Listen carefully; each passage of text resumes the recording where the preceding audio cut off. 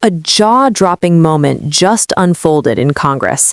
Democratic Congresswoman Pramila Jayapal confronted Homeland Security Secretary Kristi Noem with real Americans sitting in the room who say they were unlawfully detained by ICE. And by the end of it, Jayapal delivered a devastating conclusion. You need to resign, be fired, or be impeached.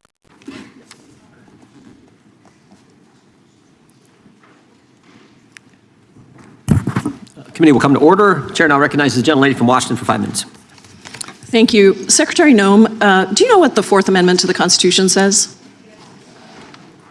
Search and seizure processes. What about it? Huh? What about it? What about search and seizure? It guarantees the right to a lawful search and seizure.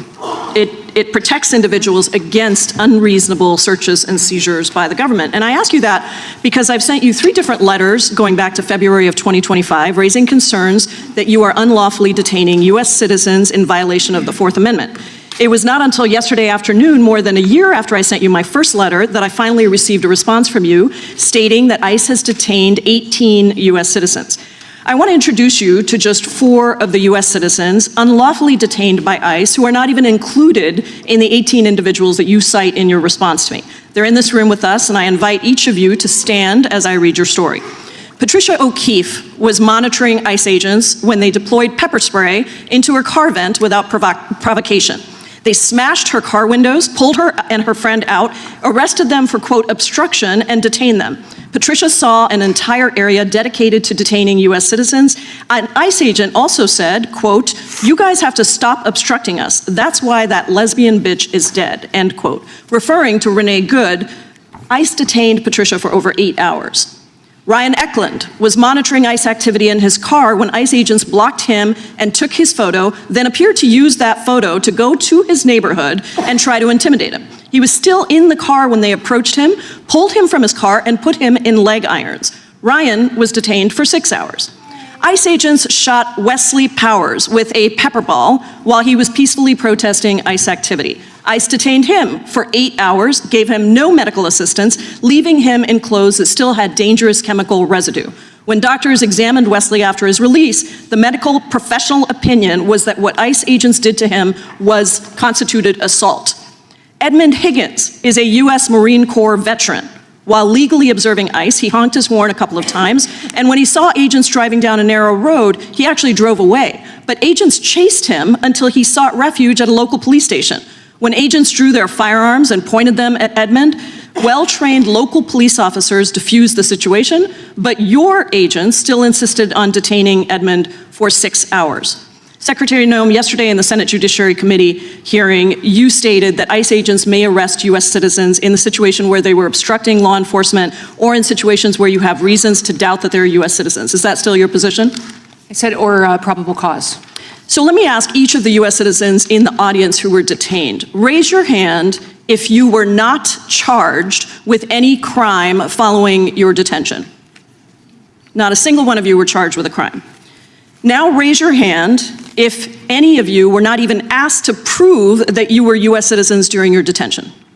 Not a single one of you were even asked about your citizenship status, making it clear that DHS agents simply don't care that they're arresting U.S. citizens. Now please raise your hand if you were detained by ICE simply for legally protesting or monitoring ICE activity under your First Amendment rights.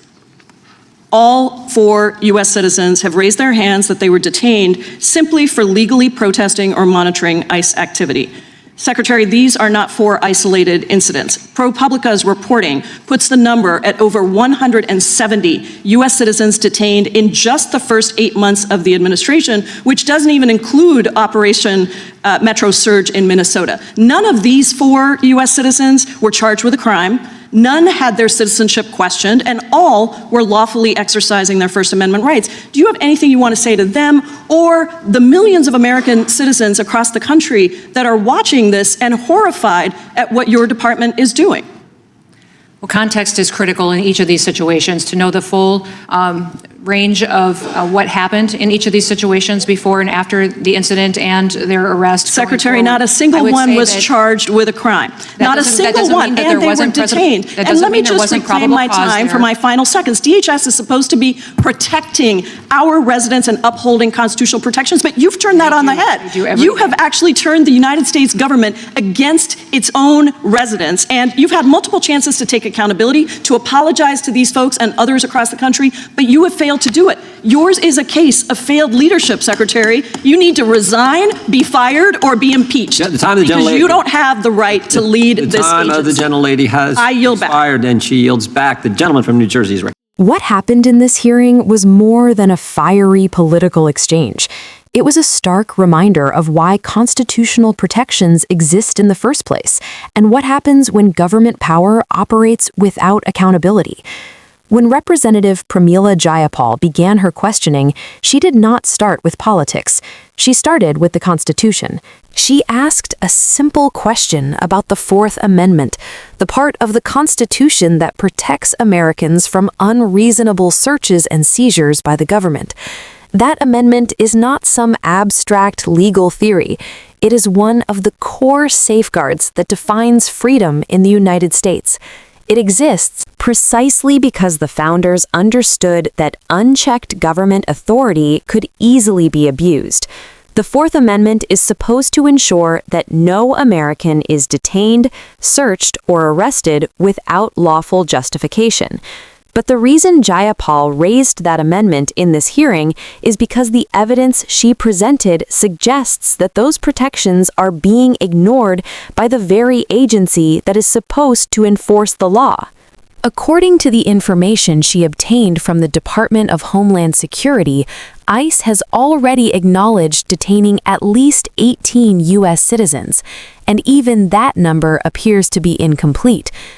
To drive the point home, Jayapal did something powerful. She invited several American citizens who say they were unlawfully detained by ICE to stand in the hearing room while she told their stories. That moment changed the tone of the entire exchange. Suddenly, this was no longer about statistics or political talking points. These were real people whose rights may have been violated. There was Patricia O'Keefe, who described ICE agents deploying pepper spray into her car before smashing the windows and pulling her out while she was monitoring their activity. She was detained for hours, despite not being charged with any crime. There was Ryan Eklund, who said agents photographed